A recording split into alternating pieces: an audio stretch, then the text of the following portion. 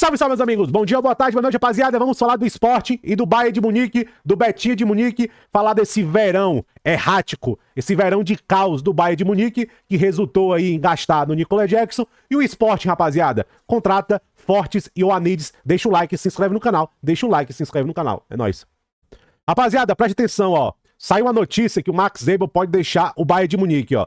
Saiu 1h49. Eu tinha gravado um trecho do Bayern agora, ó. 1h47, esse aqui que tá gravando agora, 1h56.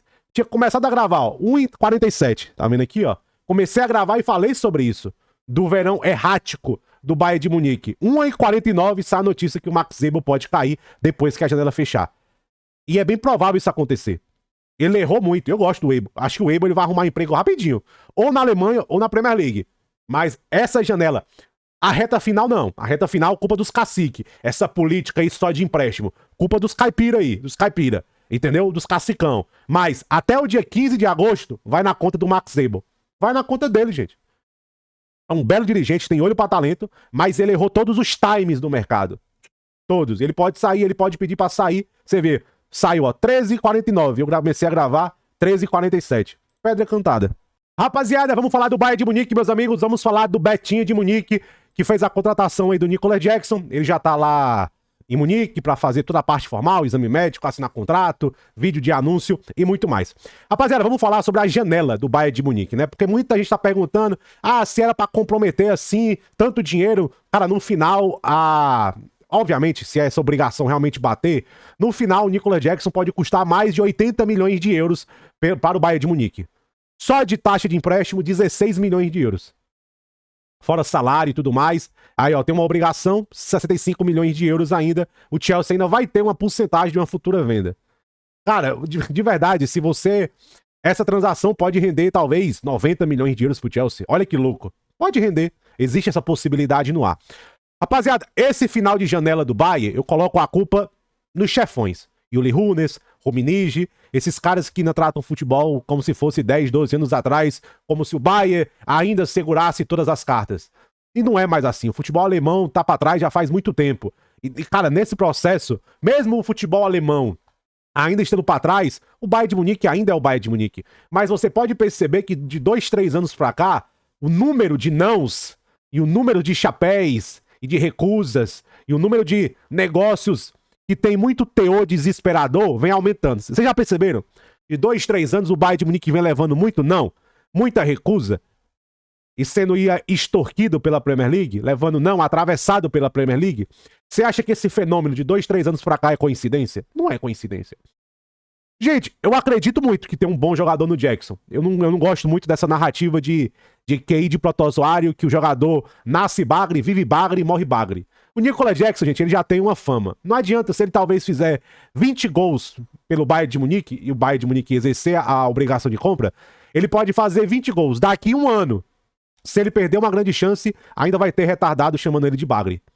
Então ele já tem a fama. Mas eu acredito que ainda tem um bom jogador no Nicolas Jackson, mas falta confiança e finalização. Ele tem métricas, o pessoal das métricas aí, melhores que Sesco, melhores que Kitike, melhores que o Isaac até.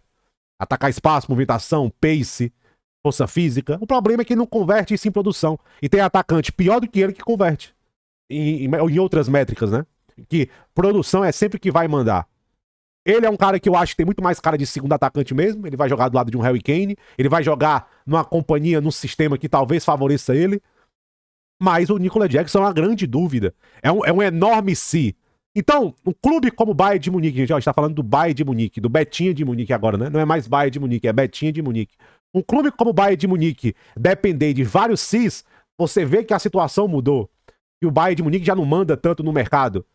Rapaziada, esse movimento aqui, ó, ele é encharcado, molhado, coberto, exacerbado, exagerado, contornado, executado, tudo com doses enormes de desespero. É um movimento de desespero.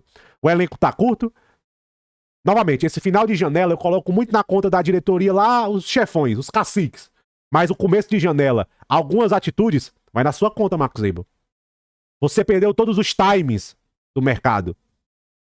Você gastou o que gastou do Luiz Dias, que é um baita jogador, mas por que não tentaram mais cedo o Nico Williams? Porque assim que a janela abriu, o Sané segue sua vida. Vamos fazer um investimento no Nico Williams. Por quê? Você perdeu um talento. Depois que você foi atrás do Gittens, levou não. Aí teve que pagar mais pro Liverpool pelo Luiz Dias, um jogador de 28 anos. Aí perdeu o Coman, lesão do Musiala, não consegue talvez alguns alvos, talvez leva alguns nãos ali do Xavi Simons no começo da janela, porque ele priorizava o Chelsea. Você vai atrás do Valtemade, que vinha muito de um hype de uma Eurocopa Sub-21. Eu gosto do Valtemade, mas o movimento dele em relação ao Bayern foi muito direcionado e de desespero. Fora outras coisas da janela, outros nomes que devem ter surgido. Então, foi uma janela muito atrapalhada do Bayern de Munique. E o Bayern de Munique, gente, ele vai ter que se adaptar. O Bayern de Munique não é mais um titã no mercado. Não é mais, cara. Não é. Cara, vão me xingar aí, que sei o que lá, não sabe o que tá falando, mas é hora de aceitar a realidade. O Bayern de Munique não é mais um titã do mercado. Os titãs do mercado, rapaziada, estão na Premier League. Ainda é um Real Madrid, é um Barcelona lascado que ainda tem atrai muita coisa. Hoje o Bayern de Munique não é mais. E o Bayern de Munique hoje tá aí.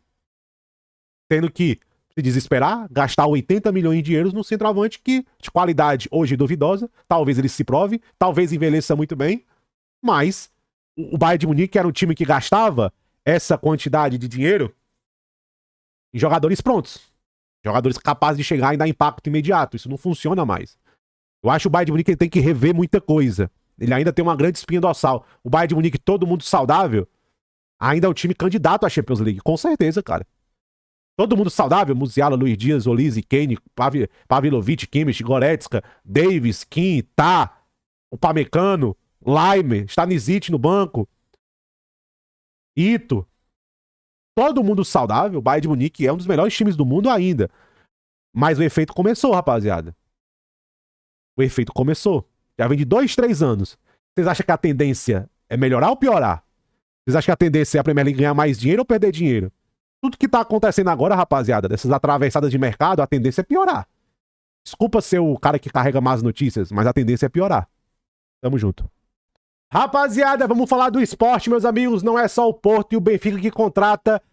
Fortes Ioannidis é novo jogador do Sporting, já foi até anunciado, eu não falei sobre ele, 22 milhões de euros, mais 3 de bônus, um pacote de 25 milhões de euros para o Panathinaikos, né? Ele mesmo falou que é uma contratação que tá vindo um ano atrasada.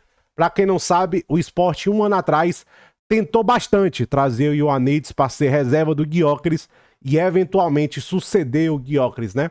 Depois eles pivotaram para o Harder tá indo para o Leipzig, então agora eles voltam a contratar o Ioannidis, que, cara, é um jogador que já vinha merecendo esse movimento faz um tempo, entendeu? Ó, eu fiz um vídeo aqui sobre ele, o melhor 9 do mercado de janeiro, ó. O United, jovem, não tá jogando tanto, talvez emprestado, seja uma opção, belezinha? Quero começar com 9. Rapaziada, Fortes Ioannidis. Fortes Ioannidis.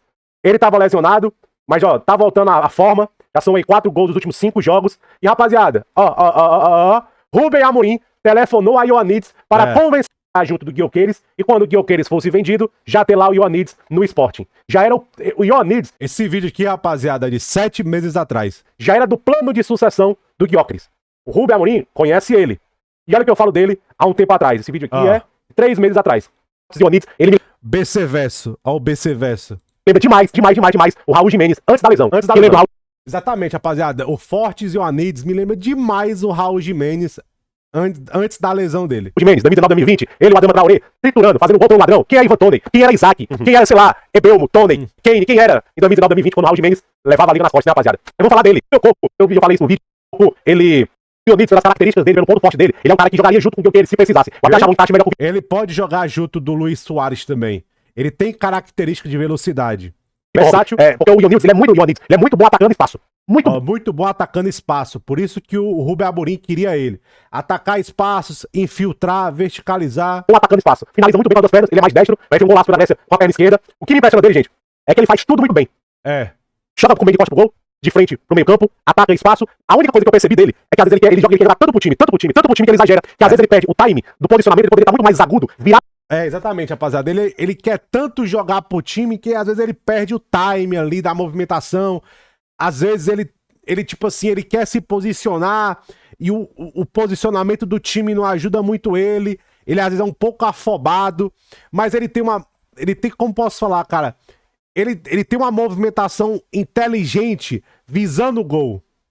Quando é os companheiros com ele, que às vezes ele se afoba, ele quer tanto, é tanto uma fome de verticalizar, de atacar espaço, de fazer gols, que às vezes ele se perde. Eu não gosto muito da noção do Ioannidis. O time dele, às vezes o time dele é um pouco off. Eu acho que é isso que separa ele do alto nível europeu. Dado pro gol, e ele perde tempo se movimentando, às vezes é uma movimentação muito inteligente. Talvez se ele vai pra uma top liga e cai na mão de um treinador, talvez o treinador tire esses vícios dele. Pois é. Talvez ele vá pra uma top liga, o treinador tira esses vícios dele. E às vezes ele quer sair demais, ele quer sair da área, ele não quer ficar preso lá, ele quer sair, ele quer se movimentar, só que nesse movimento que ele faz uma movimentação errada. Não é, obviamente, o atacante faz isso e é burro. No caso dele, você vê que ele exagera. Eu acho exagero. O treinador... É exageros, é só ter cuidado. O ataque pra uma liga maior vai polir esse tipo de coisa dele. Mas finaliza muito bem o posicionamento, quando o time cria pra ele. Finaliza muito bem, quando o time cria pra ele, ele crava. Ele tá na área, se posiciona muito bem. Direto, vertical, vai pro gol. Cara distinto, cara que... Eu não gosto dessa expressão que os meninos catarrentos de 9 anos... ele tem uma presença diferente, o Ioannidis. Entende? Ele me lembra muito o Raul Jimenez. É uma presença diferente. Ótimo jogador, cara, ótimo jogador. Tava lesionado, voltou agora, tava voltando a fazer gol. Ótimo jogador, ótimo jogador. Muito melhor que o Brober, por exemplo. O Brober só tem corpo praticamente. Entende? Então, eu acho que ele poderia ser uma bela oportunidade para janeiro. O Ioannidis. Eu acho que é um cara que tem nível muito bom.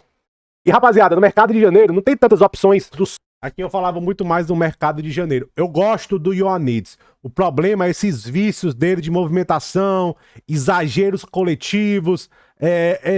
Às vezes ele se perde, às vezes ele desconecta um pouco do time, mas quando o time cria pra ele tá certinho, ele finaliza. Ele tem muito bom instinto, boa presença de área, a tomada de decisão dele com a bola é melhor do que o Harder. O Harder era muito afobado, pega, chuta da estrela.